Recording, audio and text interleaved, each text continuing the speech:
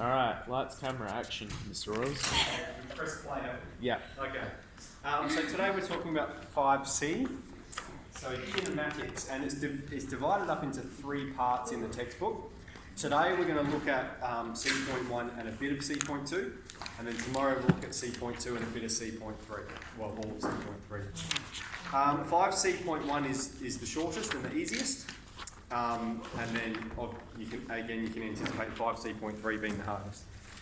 But again, if we've mastered these skills in calculus, okay, about what motion diagrams are and what when things change direction and that kind of stuff, the same concept but with integration. So we're sort of working backwards and forwards as well. Okay, so. Yeah, let's get into it. So have a look at, right at the start of 5c, I've got some just important summary notes about kinematics for us to talk about. So we've got recall, kinematics is the study of motion of objects. We can use calculus and integration to solve these problems. So we've got displacement is s of t, velocity is v of t, it's the derivative of displacement, and then acceleration is v dash of t, or s double dash of t, and is the rate of change of an object's velocity. And so I've got a beautiful diagram there. Okay, we can see if we differentiate displacement, we get velocity. So if we integrate velocity, we find the antiderivative of it, we get displacement. Okay, so that's just the link that we're really making there. Okay, let's leap in here. 5c.1, the area under a velocity time graph is the distance travelled. Okay, so we've got the first example here, but all that's saying is the definite integral from a to b of the velocity time graph is distance travelled. So this first example here, it says to find the total distance travelled, and we've got this graph here.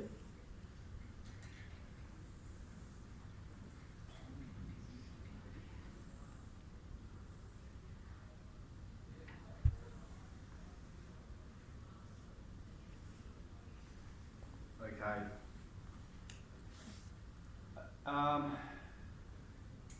I think I probably just need to be a little bit more specific here. Rather than saying distance, let's say displacement. Okay, that's what it is really. Okay, so if we were to just find the area from A to B, this part's going to be negative, okay? Okay, here we've got velocity. Here we've got time, and I'll put the numbers in there. Here we've got 4, 2, 6, 10, 12, and that can be 13. It's not defined, but we'll put 13 there, and that's minus 2. Okay, so it says find the total distance travelled, and what we've got is the area under the curve is the displacement travelled. Now this is velocity, okay? And if we have positive velocity, that means we're moving to the right. If we have negative velocity, it means we're moving to the left, okay? So we need to do 2 calculations here. We need to find this area here, and then we're going to add it to this area here, okay? Because what's happened is we've moved to the right, and then we've stopped, all right, velocity of 0, and then we've moved to the left, and then we've stopped after 13 seconds. So if we're going to find the total distance, what we're going to do is find the area under the curve, or area under this graph, and add the shapes together. So I'm just going to divide it up into a number of shapes. All right, so we've got A, B, C, D, and E. Okay, so the area of A is a triangle, and it's going to be half times the base times the height.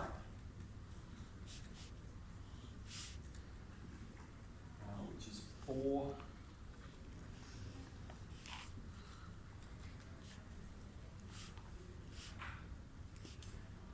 B is just a rectangle, so it's going to be base times height, so 4 times 4.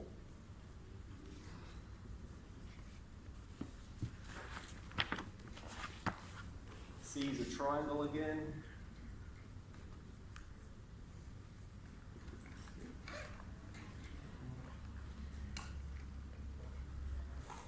D is also a triangle.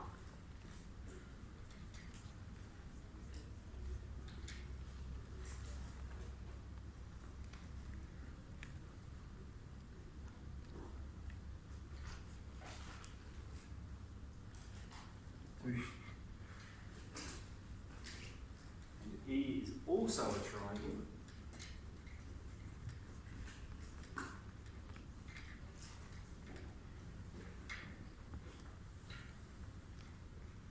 And so the total area is 2831.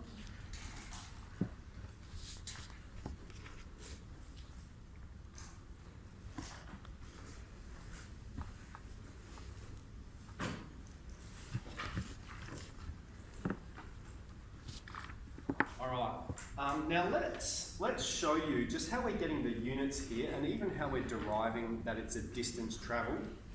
So what we have on this axis, we've got velocity and it tells us it's in meters per second, all right? Or we know another way we can represent that is meters per second to the -1. And then on this axis for time, we've just got time is being in seconds, okay? So if we're finding the area of these shapes, like let's take for instance this one that we did, what we've got is the velocity, so meters per second, and we're multiplying that by seconds, okay? So the change in y is in meters per second, the change in x is in seconds, all right? So if we just think of our units here, meters per second times seconds, s is just cancelling and we're left with meters. So it's telling us a distance. Right, that's the point I'm making there. So what this means we've travelled is we've travelled a total of 31 metres. Okay?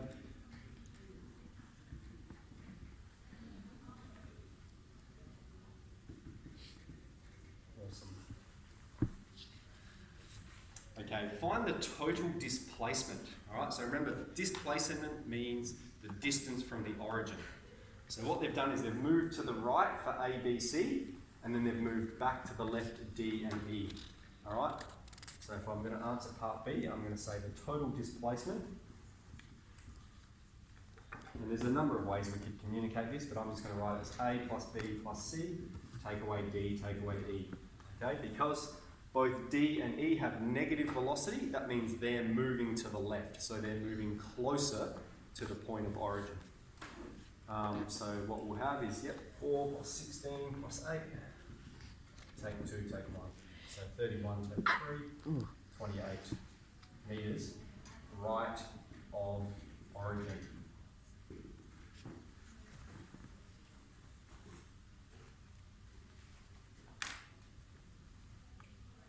If it was a net... 28, take 3. Oh, sorry. Yep. Because it's 25, take 3. Yes, thank you. So 28, take 3, so 25. And if it was a negative, it would be left of Yes, origin. that's right. Yep. Negative distance or negative displacement is left of origin. Yep. And D and E are negative because it's under that. Yeah, because they have negative velocity. Yeah. Yep. Okay. Then it says, what is the significance of the total area above the x-axis? Okay, so it doesn't ask us to calculate it, but we will. So the area above the x-axis is just going to be A plus B plus C, isn't it? So A plus B plus C is 28. And this is how far it moves to the right. All right?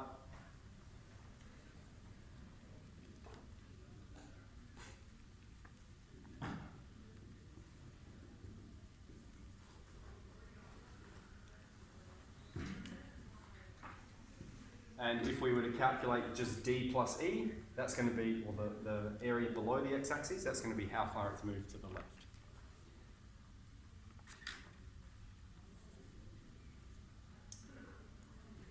And then, perhaps let's just describe it as well so you can sort of understand what's happening. When time is 0, it has a velocity of 0, so it's not moving. And then what we can see is it's got this slope, all right, if we were to calculate this slope, that's going to be the acceleration. That tells us the rate at which the velocity is changing.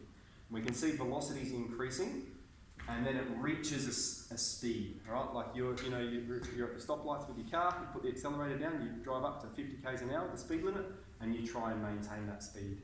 Okay, so you're maintaining 4 meters per second. You can see the stoplight ahead or a roundabout, so you're slowing down, and then you have negative velocity, which means you're reversing or you're moving backwards the other way.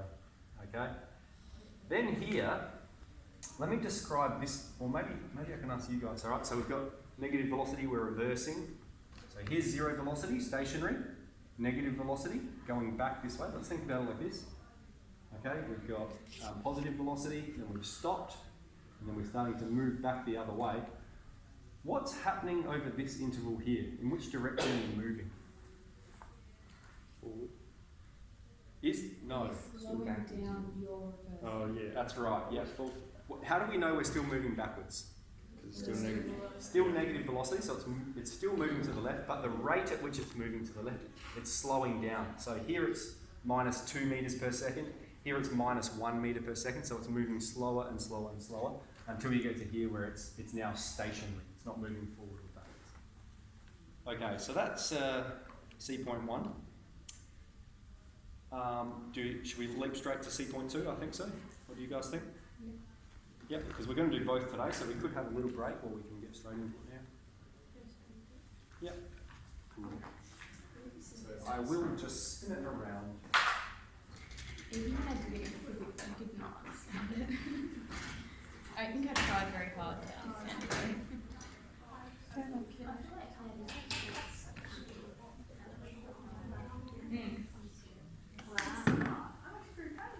Okay.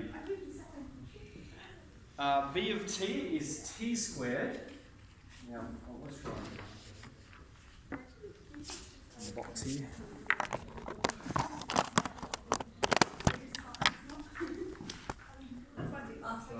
It's just like that.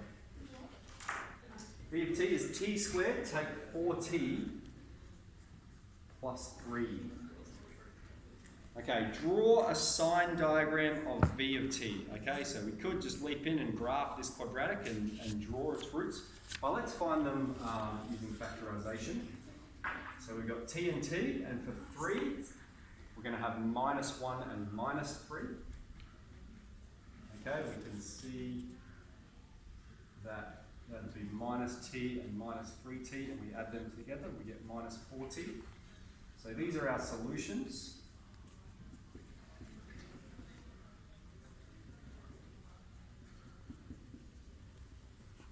So we get t is 1 or t is 3 on. So we got green, black, another blue.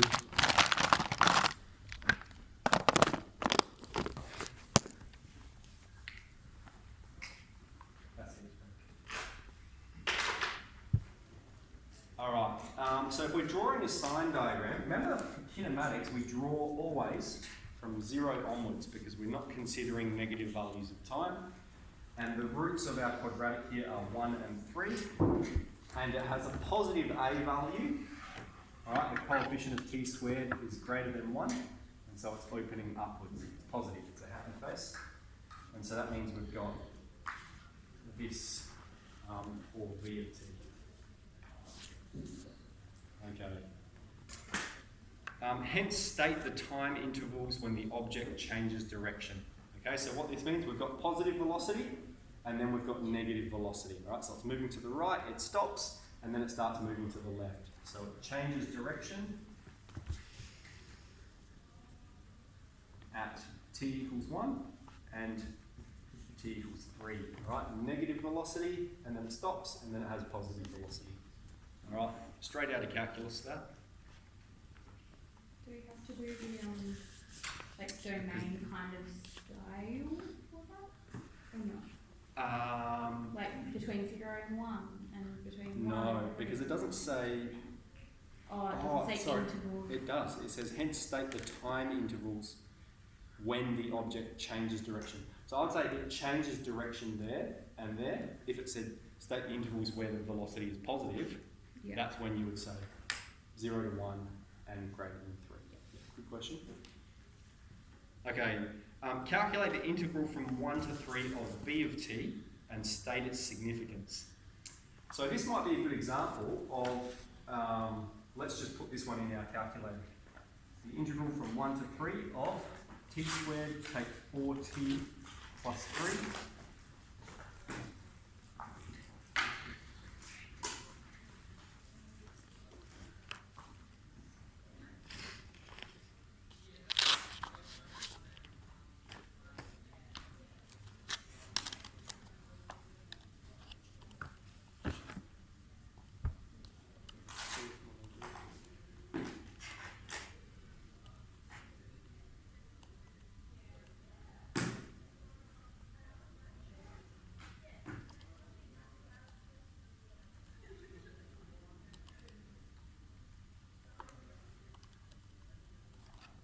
Negative 4 and 3. Negative 4 and 3, thank you. And if we look at our units again, we're given velocity as meters per second. That means displacement is going to be in meters. And who would like to have a go at the significance of this? All right, what does it mean?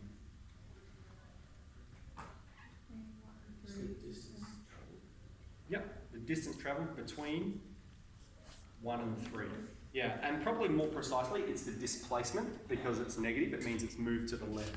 And of course that's true. If we look at this period here, between 1 and 3, it's got negative velocity, which means it is moving to the left. All right, so this is the displacement. So what have we calculated here? The object moves 4 on 3 units left from t equals 1 to t equals 3. And meters is the unit we're given, so precise. Doesn't that mean we've already found S of t? No, we haven't found S of t, have we? Because we Oh yeah, we found what it's. Yeah. Yeah. So now we are going to find S of t, and what we need to know is S of t is the integral of v of t. All right. If we derive S of t, we get v of t. Therefore, if we integrate v of t, we get S of t. So that means we're going to find for part C the indefinite integral. So no boundary of this function here. T squared, take 4t plus 3. Now, I saw one person the other day, we factorised it, and they tried to integrate this function here, but we don't know how to integrate a product. Okay, so it's better we have it in fully expanded form, and then we just integrate term by term. So this is going to become, it's going to be 4t squared on 2 plus 3t and plus c, and I'll just simplify that.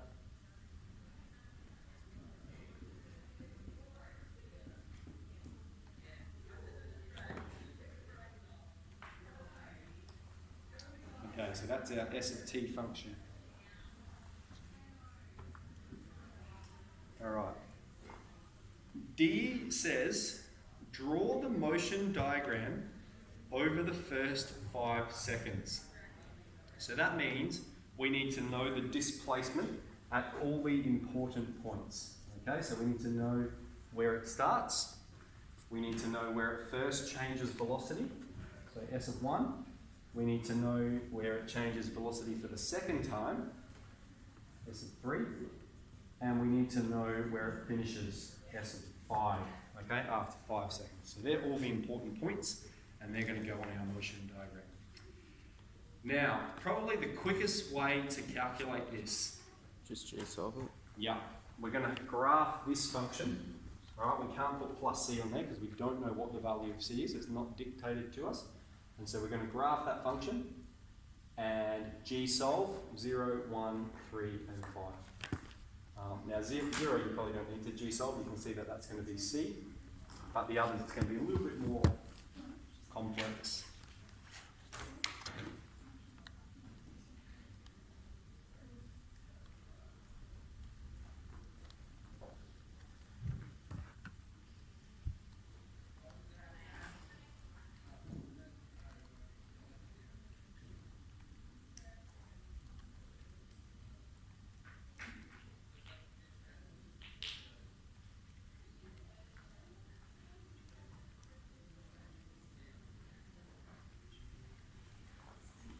Okay, I might even teach you guys another trick here.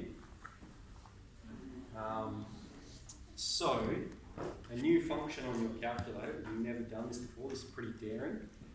Let's go menu, and this is a good one to do it because we're doing lots of G solving. Again, this is a way to save time. Menu, and go to number 7 where it says table. Okay, and what I want you to do is put the function in there. So I'll just see what pops up for everyone. Leave and press exit. Oh wow. If it pops up with a table, press exit. Wow. Yep, and put in the function. That's cheating, Mr. Oral. You reckon? Yep. Are we doing the S of T? Yeah, S of T. Yep. Oh, it just. We just leave it out for now.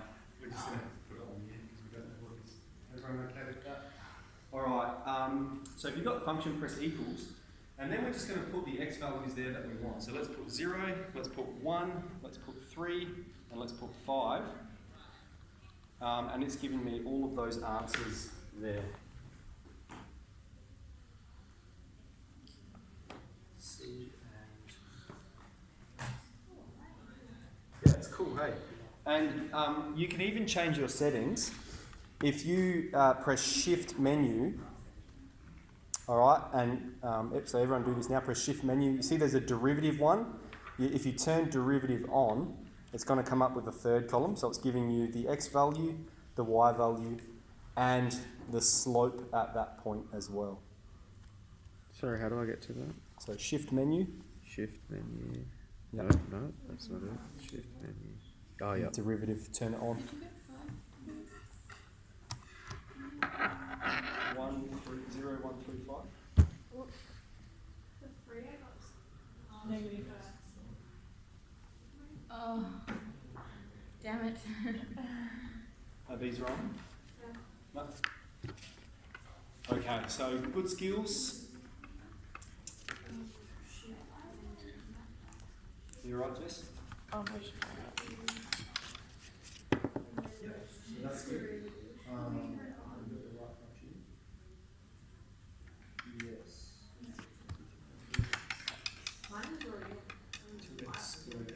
Oh, take to exclude. I did exactly the same thing. And like, you see how it's popping up with the decimal there? If you hover your thing over it, it's even telling you the fraction value. Alright, so that's pretty cool as well. That helped. Yeah. Okay, so let's go ahead and draw this motion diagram then. And so what we're going to have on our axes, we don't have a point of origin as such. We don't have these values here. And so instead what we're going to have this axis, and we're going to have this value c, which is going to be some arbitrary value.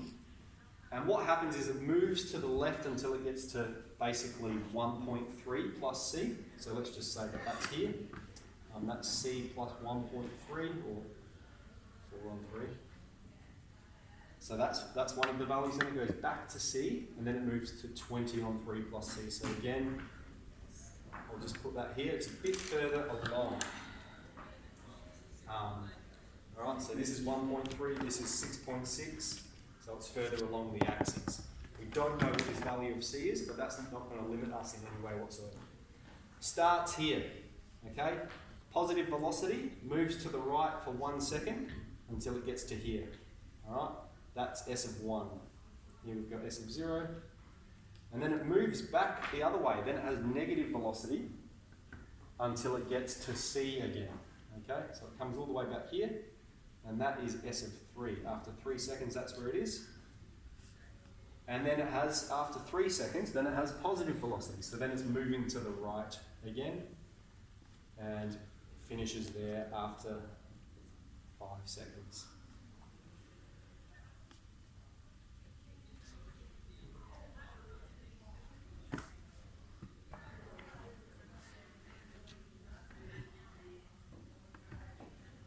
Sorry, this actually should be called S of T. Okay, so that's the motion diagram.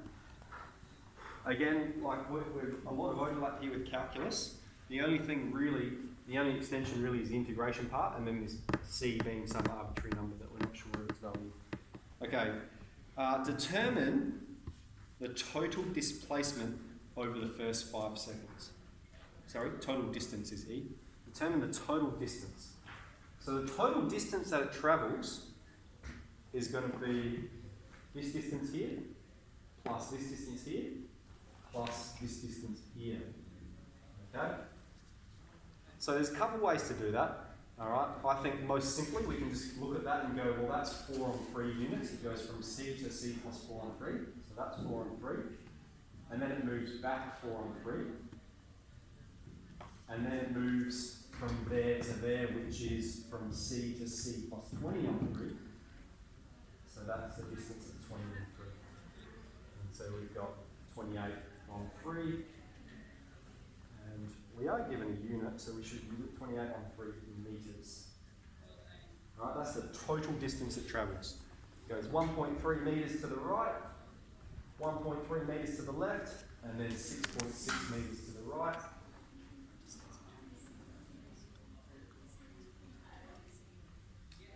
Okay. And then it says, determine the object's displacement after 5 seconds. Alright, so now it's not asking for distance, it's asking for how far is it from where it began. It started here, it finished here, so its total displacement is 20 on 3 meters.